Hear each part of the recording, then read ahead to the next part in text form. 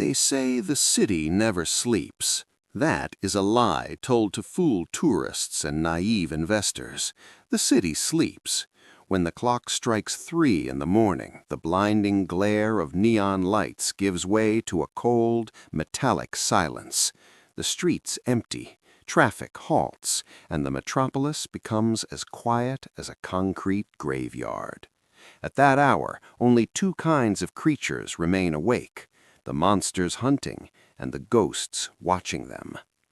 I am a ghost. This is Aether Tower, a modern Tower of Babel built of steel and glass, piercing the heart of the city. 90 floors up, piercing the clouds. From the summit, people look like ants. This is where technology, money, and the future are ruled, or so they think. My name is Arthur, or as it says on the cheap plastic name tag on my chest, Staff 412. It is 2 a.m., while billionaire CEOs, Wall Street brokers, and Silicon Valley wonderkins dream in their silk sheets in the city's most luxurious penthouses. I am mopping these cold gray marbles. Slosh, slosh, slosh. The sound of my mop is the only thing echoing in this massive, cathedral-like atrium. The smell of detergent mixes with the building's natural scent, money and ozone. People don't look at me. They look over me, past me, even through me. My gray jumpsuit makes me as invisible as the walls of this building. At first, this hurt. When I remembered who I once was, being ignored felt like an insult. But over time, I learned. Most people fear being invisible. I accepted it as a gift, armor, because being a nobody is actually a superpower. Think about it. No one lowers their voice when speaking next to a nobody. No one feels the need to close their laptop screen when a janitor enters the room. No one imagines that the man picking up the trash could read the notes on that trash. To them, I am as harmless and ordinary as the photocopier in the room, the water cooler, or the socket on the wall. If they only knew how wrong they were, they would tremble with fear. The sound of the elevators in the lobby broke the silence. Not the ordinary elevators, the special platinum-plated lift that requires an executive card and goes directly to the 90th floor, to the summit. The doors hissed open, and out he came, Marcus Sterling, just 35 years old, Aether Company's golden boy, the man gracing magazine covers, voted Visionary of the Year. The smile on his face, confident and permanent, looked like it had popped out of a toothpaste commercial. And he was the greatest, most dangerous thief the world had ever seen. Beside him was Jessica, the CFO. Both were stumbling slightly. Clearly, the celebration had started early, and expensive champagne had flowed like water. Their laughter rang out in the empty marble corridor. Marcus walked, swinging a crystal whiskey glass like a pendulum. He saw me. There were only 5 meters between us. Our eyes met. But he didn't see me. There was not a spark of recognition in his eyes that he was looking at a human being. He only saw an obstacle in his path, a piece of furniture. He stopped right in front of me. Deliberately, he poured the remainder of his whiskey onto the marble floor I had just cleaned and polished. The amber liquid spread slowly on the white stone. "Oops, sorry," he said. His voice was dripping with sticky sarcasm. He turned to the woman beside him and winked. "I think you missed a spot, old man. Clean this up again. No stains. This place will be full of the world's most important people on Friday." I said nothing. I just bowed my head. I squeezed my mop with my old rheumatic hands and pushed it over the spot. This submissive posture only inflated his ego further. They continued walking, but their conversation didn't stop. They didn't even care that I could hear them, understand them. "We're doing the launch on Friday, Jessica," Marcus said, his voice echoing with the intoxication of victory. "Project Icarus, God, people will love it. Stock values will hit the ceiling. I can see the charts already." Jessica's voice was more anxious, quieter. As the sound of her high heels echoed in the corridor, she grabbed Marcus's arm. "But Marcus, the risk is too big. The software isn't ready. Let's be honest, there is no working software. What we're doing, this is a crime. If someone notices, we'll go to jail." Marcus stopped. He let out that loud laugh. The sound hit the walls of the empty building and bounced back. "A crime? Jessica, darling, a crime is only a crime if you get caught. Laws are for the poor. For people like us, there are only opportunities. We will do that launch on Friday. When the stocks peak, we will have sold everything we have and exited long ago. When the company crashes, while those stupid small investors are crying, we will be sipping cocktails on a beach in the Bahamas. No one will even understand. We'll call it a technical glitch, market conditions. We'll blame it on a dead ghost." Laughing, they walked away. They exited through the revolving door and got into the black limousine waiting for them. Behind them, they left a whiskey stain I needed to clean and a billion-dollar confession hanging in the air. It never crossed their minds that the lame, elderly janitor standing next to them could hear, understand, or even record a billion-dollar fraud. Because to them, I was just a walking trash can. "Ah, Marcus, you forgot one thing, son. Trash cans keep everything thrown into them, and sometimes that trash comes back." They call him Arthur, that is true, but 10 years ago my name had a surname attached to it, and back then, when people looked at me, they didn't see a janitor, they saw a legend. Back then, I walked these corridors not with a mop, but with patent files in my hand, an army of lawyers by my side. My name was Arthur Vane, the founder of this company, the architect of every steel beam, every cable in this building, the inventor of this technology. Marcus? Back then, he was just my assistant, the ambitious kid who brought my tea, took my meeting notes, and looked into my eyes with the adoration of a puppy. I loved him like a son. I put him in the place of the family I never had. I taught him everything I knew, the codes, the algorithms, the little back doors in the system. But ambition is like a poisonous ivy. It grows silently, wraps, and eventually strangles its host. The ambition inside Marcus was greater than my love.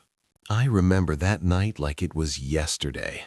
A rainy November evening, the board meeting, those fake reports thrown onto the table. How my signatures were perfectly forged, how he had me kicked out of the company I built with lies of early dementia and mental instability. I will never forget the look on Marcus's face that day. He was trying to look sad, but his eyes were smiling. "It's for your own good, Arthur," he had said. "You need to rest." And then, the drive back, the accident on the bridge, the pedal going empty when I stepped on the brakes, that metallic snapping sound, the car smashing through the barriers, and that fall that seemed to last forever. When I was buried in the freezing river waters, the only thing I felt wasn't the cold. It was the burning fire of betrayal. As my lungs filled with water, Marcus's fake smile was right before my eyes. Everyone thought Arthur Vane died. The river was very rough that night. The body was never found. The newspapers ran headlines, "Tragic accident." My funeral was held. Fake tears were shed behind me. They were wrong. Arthur Vane died in that river, yes. The naive inventor, trusted people drowned in those waters. But something else came out of the water. The man who crawled to the shore, digging his fingernails into the mud, his face full of glass shards, his leg shattered. He was born that night. My recovery took exactly 3 years. In a damp, moldy basement, I dressed my own wounds. My leg healed wrong. I remained lame. My voice changed. The scars on my face made me unrecognizable. Planning took me 7 years. My hair turned white, my back hunched. Arthur Vane's upright posture was gone, replaced by this beaten man sweeping the floors. I got a fake ID. Arthur Miller, high school graduate, clean criminal record. And I returned to the company I built, the building where I knew every brick at the lowest level as a minimum wage janitor. Why? Why didn't I go to the police? Because if you really want to bring down a building, standing on the roof and screaming won't work. You have to go to the foundation, the deepest, darkest foundation, and you have to plant the dynamite there. I was the foundation of this building, and now it was time to light the fuse. It is 3:30 a.m. It has been 30 minutes since Marcus and his sycophants left the building. I watched the red tail lights of their limousine leave the parking lot from the 90th floor. Now there is only me in the building, 2 half-asleep security guards in the lobby, and the servers humming silently in the basement. It is time to move. I left the mop in my hand in the cleaning closet among those dirty rags. And in that moment, Arthur Miller died. Arthur Vane returned. Suddenly, my posture changed. That pathetic, limping walk, those slumped shoulders disappeared. The hump on my back straightened. It was as if an electric current had passed up my spine. The dull, "I'm just a janitor" expression in my eyes was replaced by a sharp, cold intelligence. I moved silently down the corridor. My steps no longer dragged, they were firm and silent. I knew the blind spot of the security camera by heart. After all, I had drawn the security protocols of this building 10 years ago. I arrived in front of the CEO's office. The door was locked with a state-of-the-art military-grade biometric fingerprint reader. For a normal thief or industrial spy, this door would be an insurmountable wall. For me, it was just a boring formality. I took a piece of clear tape and a small box of graphite powder from my pocket. I had frozen the moment in my mind when Marcus touched the sensor as he left. I dipped the brush in the powder, blew it onto the sensor glass. There it was, the thumbprint, oily and clear. I carefully copied the print with the tape, stuck it onto my own thumb, and touched the sensor. Beep! The green light turned on. The door opened silently, thinking it recognized its owner. The inside smelled like Marcus. Expensive leather chairs, Cuban cigars, and arrogance. I walked to the massive glass wall overlooking the city. I looked at the sea of lights below. This office was mine. This view was mine. I moved quickly to the desk. This leather chair. 10 years ago, I used to sit here. The leather still felt the same, as if it had been waiting for me. I woke the computer. When the blue light of the screen hit my face, my fingers, calloused from holding a mop, danced over the keyboard like a pianist's fingers. Password screen. Marcus is lazy. He never uses complex passwords because he doesn't trust his memory. His birthday? Nah, too simple. His girlfriend's name? Changes every month. I remembered his speech from earlier today. What did he see himself as? I typed a single word into the keyboard. G-O-D. Access granted. I smiled. Predictable little narcissist. I dove quickly into the files. Project Icarus. I opened the file, just as I guessed. Empty. Folders full of meaningless code piles. The artificial intelligence that gathered billions in investment was actually just a chatbot and pre-made animations. This was the fraud of the century. But this wasn't what I was looking for. I was after something more personal. I entered the hidden folders, and then I found them. Account statements from the Cayman Islands, lists of bribed senators, and most importantly, the file named AV, Troubleshooting. I clicked. An invoice appeared on the screen. Date, 1 day before my accident. Service, brake system modification. Recipient, an unnamed mechanic shop. Payer, Marcus Sterling's personal account. My breath caught. I knew it. I had known for years, but seeing the proof with my own eyes, it lit a cold fire in my chest. It wasn't an accident. It was attempted murder. Just then, heavy footsteps came from the corridor. Security guard. The static of the radio on his belt and the heavy boots were approaching. The light of his flashlight began to dance on the frosted glass wall. I held my breath. It was too late to hide under the desk. I froze in the chair, just dimmed the screen brightness to the lowest setting. The man stopped in front of the door. He shone the flashlight on the door handle. "Is anyone there?" he called out. His voice was tired. My heart was beating like it wanted to burst out of my chest. If I got caught now, everything would end. Police would be called, my identity would be revealed, and Marcus would truly kill me this time. The man tried the door handle. Locked. Engaging the automatic lock as soon as I entered had saved my life. The flashlight beam filtered in from under the door, reaching the tips of my shoes.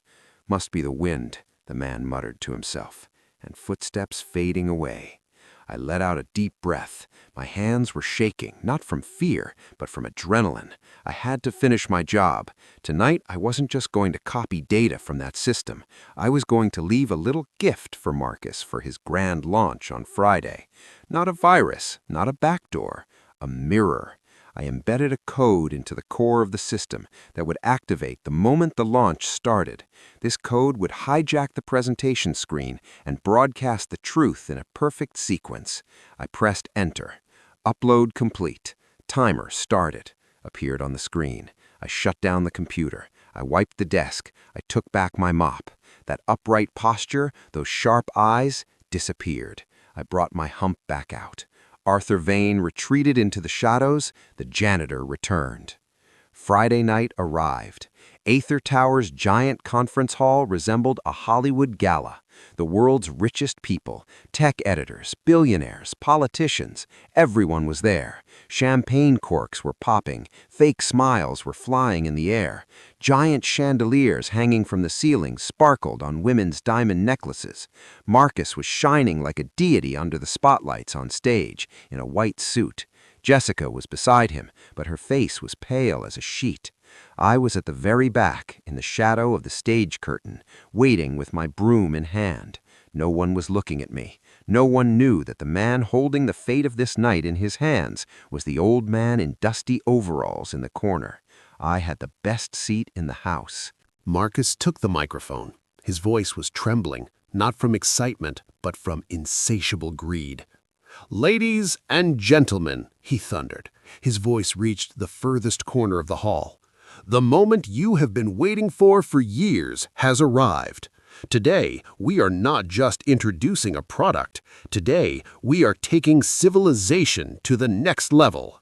I present to you Aether 2.0, the most transparent, honest artificial intelligence in human history." Pandemonium broke out in the hall. People were standing up and cheering. Marcus bowed his head with fake humility and pressed the remote in his hand. "Here is the future." The massive cinema screen-sized LED display behind him went dark. Everyone held their breath. Music rose. The Aether logo appeared on the screen. It started spinning, but then the image distorted, the music detuned, the logo melted as if digital acid had been poured on it. Whispers rose in the hall. What is this? Is it part of the show? And then, on that pitch-black screen, a blurry black and white security camera footage appeared. Date, 3 days ago. Location, lobby, and a voice was heard, crystal clear. "When the company crashes while those stupid small investors are crying, we will be sipping cocktails on a beach in the Bahamas." Marcus's voice. Dead silence fell over the hall. Marcus froze on stage. The confident smile on his face was replaced by pure terror. He pressed the remote repeatedly. "Turn it off! Turn this off!" he screamed at the technical crew. His voice was no longer coming from the microphone, but tearing from his bare throat. The tech crew was in panic. They were banging on keyboards, but it was futile. The code I wrote had taken root in the system. They couldn't turn off that screen without pulling the plug. The image changed. Account statements from the Cayman Islands, where every single penny was siphoned off. Then that email was projected on the screen, in giant font. "Arthur Vane's brakes are taken care of. It will look like a perfect accident. Payment complete." The silence in the hall was replaced by a scream of rage. Investors jumped up in shock. Journalists grabbed their phones with the excitement of catching the story of their lives. Flashes started popping, not for admiration this time, but to document the fall of a monster. Marcus was drenched in sweat. His white suit was soaked. "This is a lie! This is a deep fake! Someone hacked us! Don't believe it!" he was shouting. But no one was listening. Police sirens began to be heard from outside the building. Blue and red lights reflected through the giant glass windows of the hall, illuminating the chaos inside like disco lights. Police broke down the hall doors and entered. "Marcus Sterling, stay where you are!" As everything ended, Marcus was all alone on stage.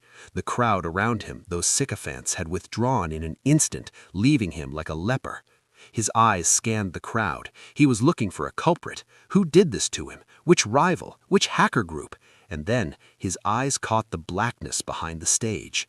I was there, the old janitor in gray overalls. I stepped slowly out of the shadow.